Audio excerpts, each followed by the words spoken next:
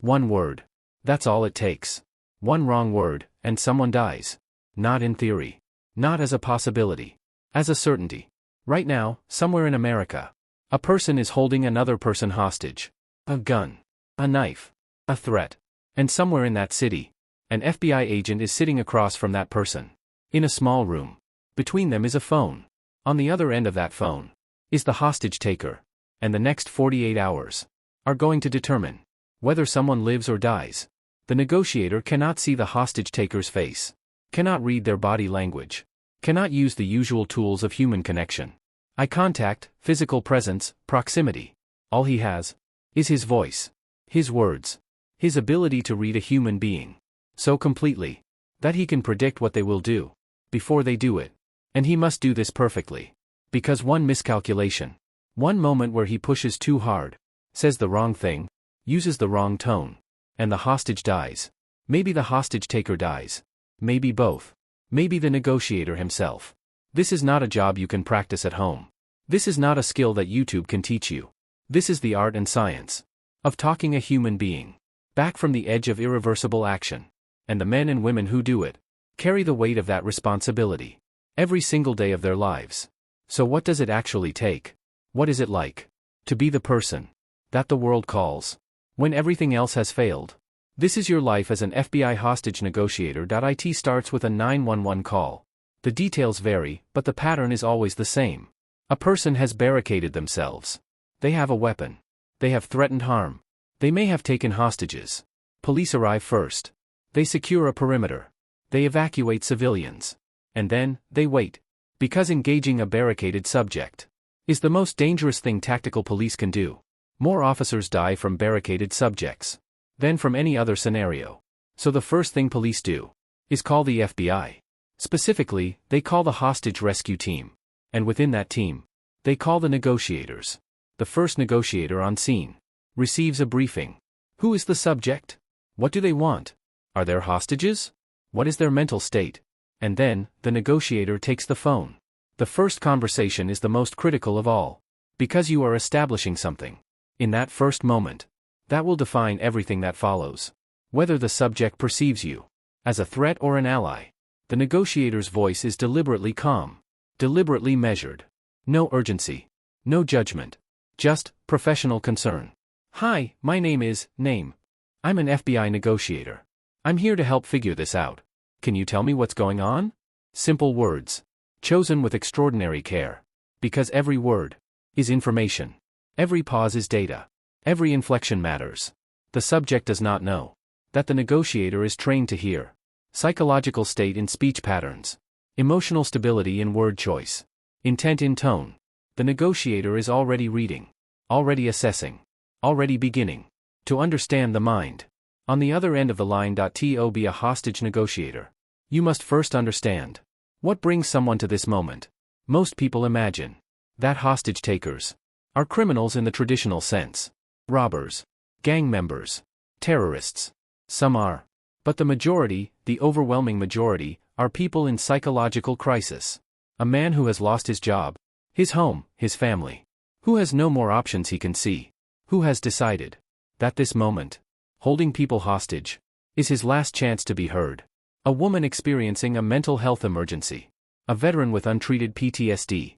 Someone caught in the grip of suicidal ideation. Who wants to take others with them? These people are not thinking clearly. They are thinking in loops. Cycling through the same catastrophic thoughts.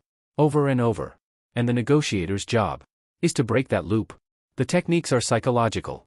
Tactical negotiators study behavioral psychology, crisis intervention, de-escalation, trauma-informed communication. They learn to recognize the signs of someone approaching a point of no return. When the subject moves from talking to action. That threshold, that moment, is everything. Because after that moment, there is no talking someone back. The negotiator must keep the subject in the talking phase. Must keep them engaged. Must keep them believing that there is another option besides violence. This is done through 1,000 small techniques. Validation, acknowledging the subject's feelings without agreeing with their actions. Empathy, showing that you understand why they are suffering. Rapport, building a connection so that the subject sees you not as a representative of the system That has failed them. But as an individual, who actually cares about their outcome? And beneath all of this is an absolute understanding of one psychological truth. Most people do not want to die. Most people do not want to kill. They want to be heard. They want to matter. They want someone to acknowledge that their pain is real. The negotiator gives them that, and in doing so, changes the calculus of whether they will survive. The next 24 hours, the negotiation itself is rarely dramatic. There is no shouting, no ultimatums, no Hollywood-style confrontation. Instead, there is conversation. Hours and hours of conversation. The negotiator asks questions. Open-ended questions. Questions that encourage the subject to keep talking. Tell me about that. What happened after that? Help me understand why that matters to you. And the subject talks. They pour out their story, their grievances, their pain, their reasons. The negotiator listens. Not just to the words, but to everything beneath the words. How the subject's voice changes when they talk about certain topics. Whether they are becoming more agitated or more calm. Whether they are moving toward a solution or away from one. The negotiator takes notes, detailed notes, but never stops listening. Because the moment the subject feels like they are just a case file, like the negotiator is not genuinely invested in their human story, the rapport breaks. And when the rapport breaks, the subject leaves. Negotiators have different styles. Some are highly empathetic. Others are more direct and businesslike. Some use humor. Others use silence. The best negotiators read the subject so completely that they can adjust their approach in real time. If the subject responds to warmth, the negotiator becomes warmer. If they respond to firmness, the negotiator becomes firmer. This is not manipulation. This is adaptation. The goal is simple. Keep them talking. Keep them engaged. Keep them believing. There is another way out. The negotiation may last hours. It may last days. One famous negotiation in New York lasted 16 hours. During that time, the negotiator builds toward a surrender. Not a defeat. A surrender. The subject gives up their weapon, releases any hostages, walks out. And they do this not because they are overpowered, but because, through conversation, the negotiator has helped them see that there is a future worth living. Not every negotiation ends in surrender. Some end in tragedy. The subject takes their own life, takes hostages with them, launches an attack that negotiators cannot prevent. These moments, the failures, are what negotiators carry forever. There is a famous case that every negotiator knows. A man with mental health issues barricades himself. Hours of negotiation. The man seems to be responding, seems to be moving toward surrender. And then, suddenly, he stops responding. Within minutes, he is dead. Suicide. The negotiator did everything right. The technique was flawless. The approach was perfectly calibrated. And it was not enough. Because ultimately, the choice belongs to the subject. The negotiator can provide options, can build rapport, can show them a path forward. But they cannot force someone to choose life. This is the hardest lesson that negotiators have to learn. You can be brilliant at this job. You can read people with extraordinary precision. You can say exactly the right thing at exactly the right moment. And sometimes, still, you will lose. Negotiators who have experienced this describe it as a form of trauma. They replay the conversation over and over, searching for the moment where they could have done something different, where they could have said something that would have changed the outcome. Therapists who work with negotiators report that many of them develop PTSD from these experiences, because unlike soldiers who fight enemies, or police officers who pursue criminals, negotiators are trying to save people who are actively trying to destroy themselves. And when they fail, the weight of that failure is absolute. What kind of person becomes a hostage negotiator? Not the obvious answer. Not the tough guy. Not the aggressive personality. Not the person who needs to be in control. The best negotiators are often introverts. People who have always been good at reading others. Who are naturally curious about people. Who can sit in silence without discomfort. They have high emotional intelligence, extraordinary patience, the ability to compartmentalize their own emotions while fully engaging with the emotions of others. And they have something harder to define. A fundamental belief that every human being is salvageable. Even the worst cases. Even the most violent histories. Even people that society has given up on. A negotiator believes that there is something human in everyone, something worth reaching. This is not naivete. Negotiators are trained to recognize genuine danger. They know which subjects can be turned and which cannot, but their default assumption is always, this person can be saved.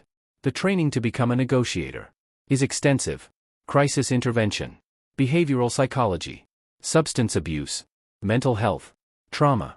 A negotiator needs to understand not just how to talk to people, but how to recognize the signs of suicide ideation, how to understand the psychology of addiction, how to recognize when someone is about to snap.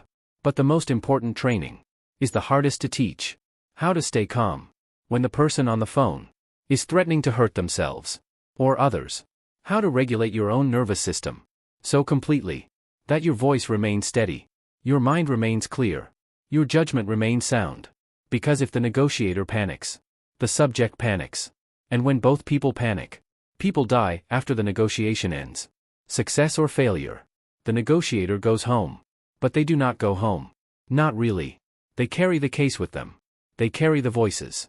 They carry the knowledge that they were the last voice that person heard.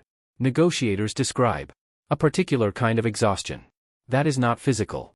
It is the exhaustion of holding someone's entire emotional reality in your mind for 12 hours straight, of managing their crisis while managing your own response to their crisis, of knowing that you are being heard by someone in the worst moment of their life, and that your response literally determines their survival. The job has high rates of burnout.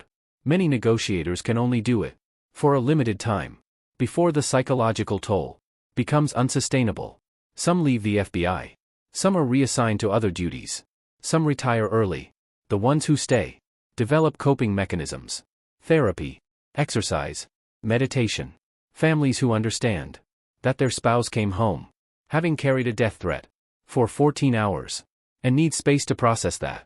The psychological profile studies show that negotiators have higher rates of depression, anxiety, PTSD, substance abuse, not because they are weak, but because the job is psychologically demanding in ways that human beings were not designed to sustain. Yet they do it every day, without recognition, without glory, without acknowledgement. A police officer who makes a good arrest gets commended. A tactical team that executes a successful raid gets medals. A negotiator who saves a life gets a case file. That is all. And yet, they keep doing it. Because somewhere in the psychology of the person who chooses this work is a fundamental drive to help, to reach someone no one else can reach, to be the voice that brings someone back from the edge. Most people will never know that these people exist, will never understand the conversations happening in police negotiation rooms across America every single night. Will never know that between a crisis call and a tragedy, there is sometimes a single person on the other end of a phone holding someone back from irreversible action. If this showed you a world you never knew existed, subscribe, because next week we go inside another world most people never see. Drop a comment. Could you be the person on that phone? See you in the next one.